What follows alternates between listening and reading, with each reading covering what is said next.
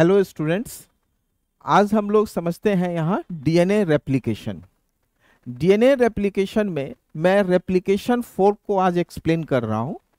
Replication fork जब हम देख रहे हैं, इसका मतलब है कि रेप्लिकेशन का प्रोसेस शुरू हो चुका था, ओआरआई अपना काम कर चुका है, इनिशिएशन हो चुका है, हेलिकेज अपने हाइड्रोजन बॉन्ड को ब्रेक कर चुका है, टोपो आइसोमेरेज वहां पर फॉस्फोडाइस्टर बॉन्ड को ब्रेक कर चुका है और अब ये एक ट्रांजिशन स्टेज को अक्वायर कर चुका है, जिस ट्रांजिशन स्टेज को हम लोग कहते हैं रेप्लिकेशन फोर्क। जब हम रेप्लिकेशन फोर्क को देखें तो ये एक्चुअली एक वाई शेप्ड स्ट्रक्चर है। इस वाई शेप्ड स्ट्रक्चर को हम लोग ऐसे भी डिफाइन करते हैं कि ये एक्चुअली ट्रांजिशन स्टेज है डीएनए रेप्लिकेशन का। ट्रांजिशन स्टेज किस रेस्पेक्ट में? तो पहला ये कि यहां पर हम लोग देखेंगे कि कुछ हाइड्रोजन बॉन्ड्स हैं जो अभी भी एस्टैब्लिश्ड हैं। First is already established hydrogen bond. दूसरा कंडीशन ये रिप्रेजेंट कर रहा है already broken hydrogen bonds, already established, already broken.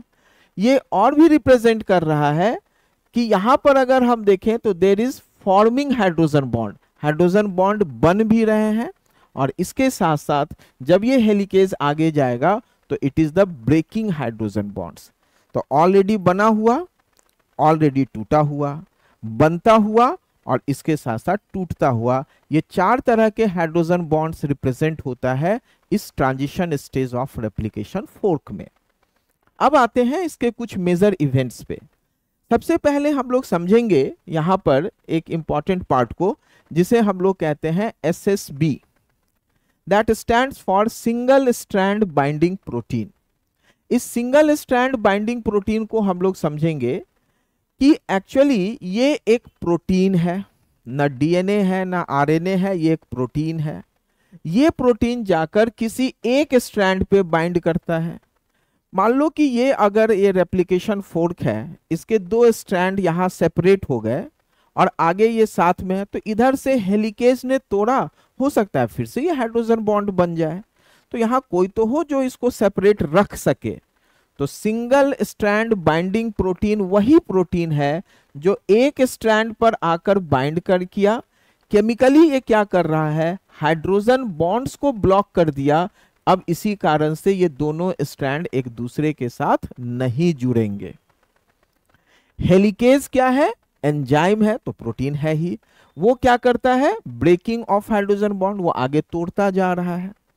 और हम लोग अब क्या देखेंगे, वो नेक्स्ट ये है आरएनए प्राइमर।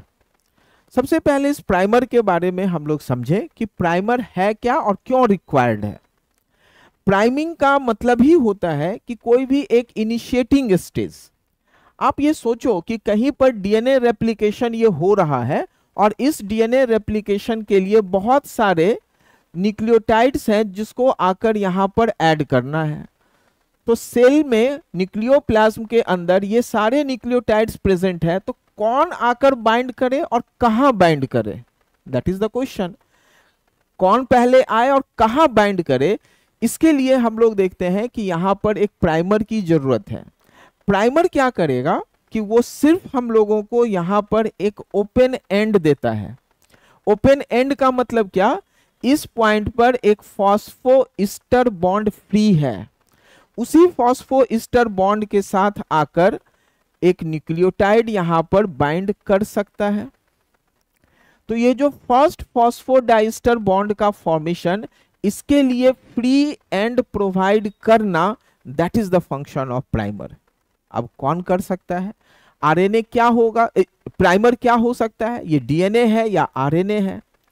तो ये कभी भी डीएनए सेगमेंट नहीं हो सकता। Primer can never be a DNA segment, it is actually an RNA segment.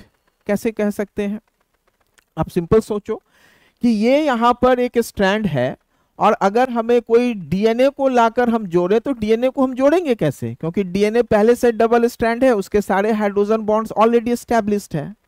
लेकिन अगर वो एक सिंगल स्ट्रैंडेड होगा तभी वो जाकर इसके साथ यहां पर बाइंड कर सकता है। तो इस हाइड्रोजन बॉन्ड के थ्रू ये आकर बाइंड करेगा primer, and this primer is always an RNA segment. अब यहां पर हम देखेंगे कि इस प्राइमर को यहां जो लेकर आया, there is an enzyme which carries this primer to this point. वो जो एंजाइम है उस एंजाइम का नाम है प्राइमेज।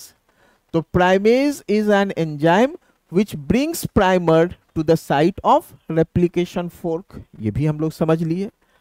अब इस पूरे में देखो तो यहां पर एक इंपॉर्टेंट हम लोग पॉइंट पढ़ते हैं कि जो डीएनए रेप्लिकेशन है, इस डीएनए रेप्लिकेशन को हम लोग कहते हैं सेमी डिसकंटिन्यूअस।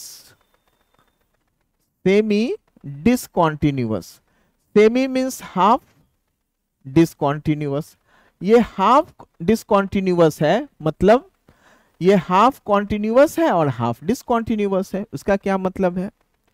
जब आप यहां पर दो नए स्ट्रैंड्स को देखते हो जो बन रहा है, एक को हम कहते हैं लीडिंग और दूसरे को कहते हैं लैगिंग।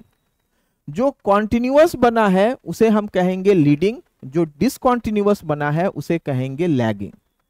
डिसकंटिन्यूअस तो सिंपल सी बात है कि ये यहां पर जितने सारे हम लोग देख रहे हैं न्यूक्लियोटाइड्स को आपस में जोड़ने का काम किया जाएगा।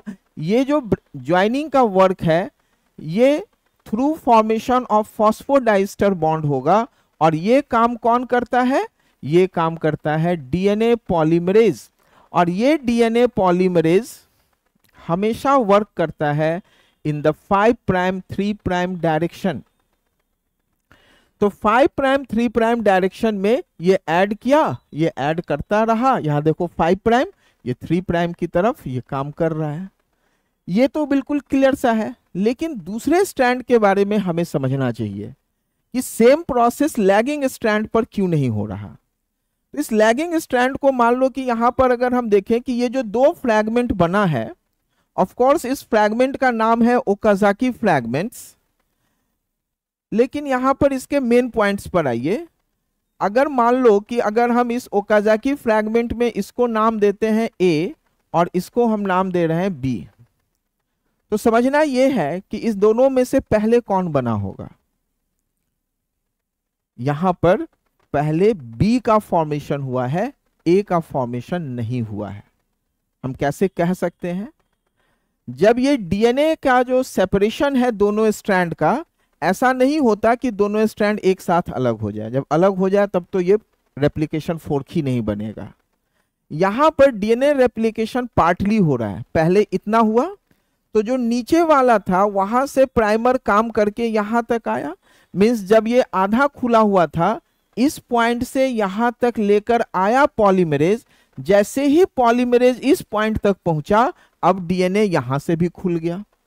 तो क्या करना पड़ेगा? इस पॉलीमरेज को या तो वापस आकर यहां से वो काम करे या एक नया पॉलीमरेज काम करे।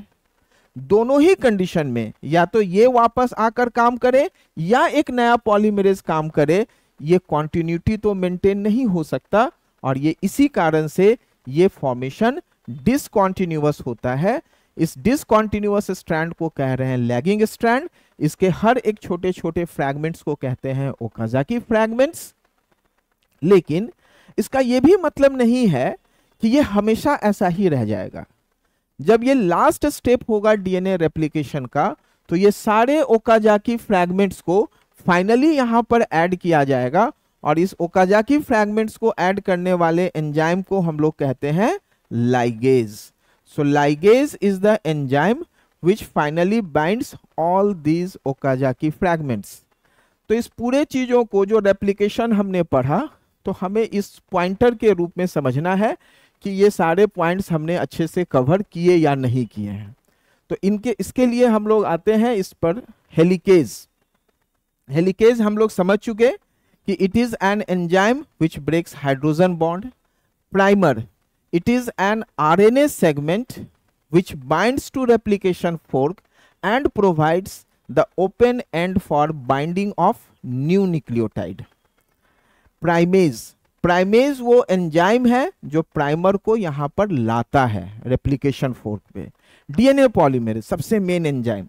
डीएनए पॉलीमरेज ही वो एंजाइम है जो फॉस्फोडाइस्टर बॉन्ड एस्टैब्लिश करेगा इन बिटवीन न्यूक्लियोटाइड्स, और तब एक लंबा चेन का फॉर्मेशन होगा, वो लीडिंग स्ट्रैंड हो या लैगिंग स्ट्रैंड हो, दोनों ही जगह पर डीएनए पॉलीमरेज का एक्शन है। उसके बाद एसएसबीपी। एसएसबीपी एक प्रोटीन है, कहाँ बाइंड करता है? रेप्लिकेशन फोर्क के एक स्ट्रैंड पे बाइंड करेगा और वो हाइड्रोजन बॉन्ड को ब्लॉक करता है so that reunion of separated strand नहीं हो। नेक्स्ट है ओकाजाकी फ्रैगमेंट्स। ओकाजाकी फ्रैगमेंट्स हम लोग देखते हैं कि ये टर्म हम यूज करते हैं उस छोटे छोटे फ्रैगमेंट्स को जो प्रेजेंट है कहां पर? लैगिंग स्ट्रैंड पर। इस ओकाजाकी फ्रैगमेंट्स के बारे में एक और पॉइंट जान लेंगे। ओकाजाकी फ्रैगमेंट्स लॉन्गर होगा प्रोकैरियोट में और शॉर्टर होगा यूकैरियोट में। इसके भी रीजन है, ये डिपेंड करता है कि जब भी अगर हम सेपरेशन देखें तो प्रोकैरियोट में हिस्टोन प्रोटीन नहीं होने के कारण सेपरेशन फास्टर होगा, सेपरेशन लॉन्गर होगा, जबकि यूकैरियोट में हिस्टोन प्रोटीन होने के कारण सेपरेशन धीरे धीरे और छोटा छोटा सेपरेशन होगा, इसीलिए वहां पर ओकाजाकी फ्रैगमेंट्स जो बनेंगे वो लॉन्गर लेंथ के होंगे। तो इस तरह से हम लोगों ने कुछ यहाँ पर रेप्लिकेशन के मेन पॉइंट्स को समझा है और अगले में हम लोग यहाँ पर ये सारे एंजाइम्स और इसके बॉन्ड्स को हम लोग नेक्स्ट लेक्चर में समझेंगे कि ये हाइड्रोजन बॉन्ड, फॉस्फोईस्टर, फॉस्फोडाईस्टर, हाँ पॉलीमरेज, डीएनए पॉलीमरेज के टाइप्स पढ़ेंगे, प्रूफ रीडिंग, ये सारे इवेंट्स को हम लोग समझेंगे। Thank you very much.